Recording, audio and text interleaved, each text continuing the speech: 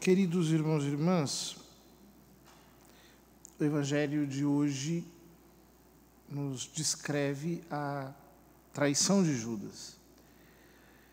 Mas, se nós lermos com muita atenção o Novo Testamento, nós perceberemos certos detalhes que nos farão entender, digamos, o pano de fundo dessa traição. Alguns estudiosos dizem que o discípulo anônimo que aparece no Evangelho, que diz a Jesus: Mestre, eu te seguirei para onde quer que fores. E Jesus lhe diz: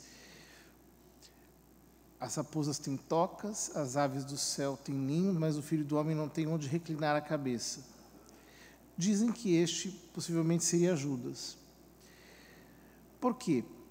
O nome Judas é um nome que tem a ver com Judá, e a palavra Judá significa digno de louvor.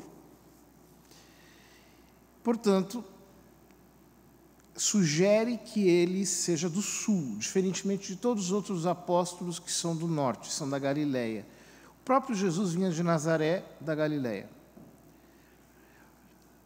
Depois, Iscariot significa homem de Queriot, que era uma aldeia que havia perto de Jerusalém.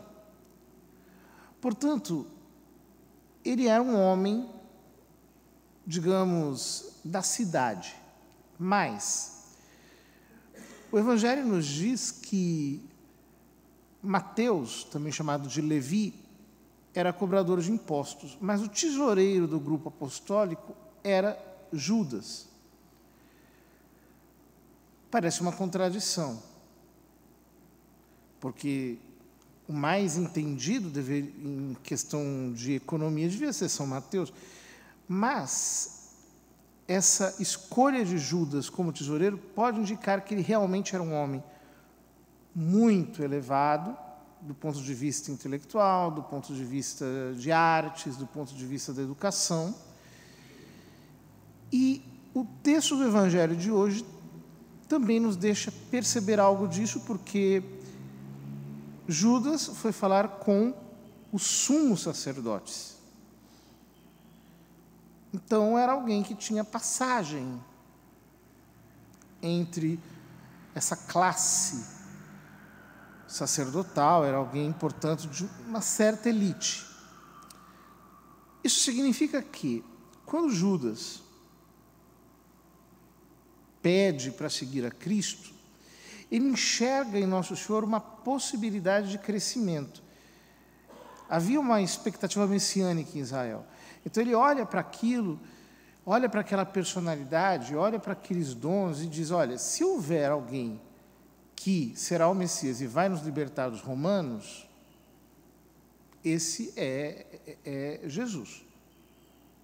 Então eu vou segui-lo, é uma ótima oportunidade, e Nosso Senhor percebe isso e diz: olha, as raposas têm tocas e as aves do céu têm ninhos, mas o Filho do Homem não tem onde reclinar a cabeça. Ao longo do Evangelho, Judas vai percebendo que o Messias que ele tinha na cabeça não era aquele que estava vendo com os olhos. E isso fica muito claro no Evangelho que lemos há 2 dias atrás, quando na unção de Betânia, ele se escandaliza pelo fato de Maria de Betânia derramar 300 denários de bálsamo sobre Jesus. É como se ele dissesse: como assim? Ele se acha tudo isso? Ou seja, no Evangelho, Jesus não é chamado por Judas nunca de Senhor. Sempre é chamado de mestre, rabi. É uma sutileza que mostra que Judas não tinha entendido no fundo quem era Jesus. Mas, no Evangelho, também Judas não fala nada praticamente. Sempre permanece em silêncio. Então, alguém que está sempre por fora da cena, observando as coisas externamente, com aquele olhar crítico, que não consegue crer. Portanto, na unção de Betânia, quando ele percebe que os outros tratam Nosso Senhor como Deus, ele diz: não, não pode ser. E então, ele resolve trair.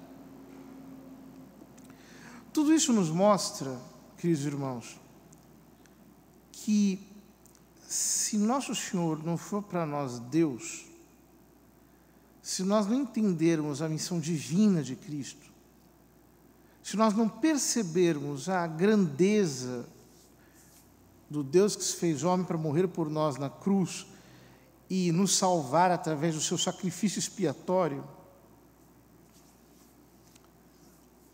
nós vamos fazer o mesmo que ele fez. Porque o Evangelho não nos traz vantagens terrenas. O Evangelho só nos traz a vida eterna, a consciência da transcendência da vida, nos coloca diante da cruz com um espírito de sacrifício e obediência.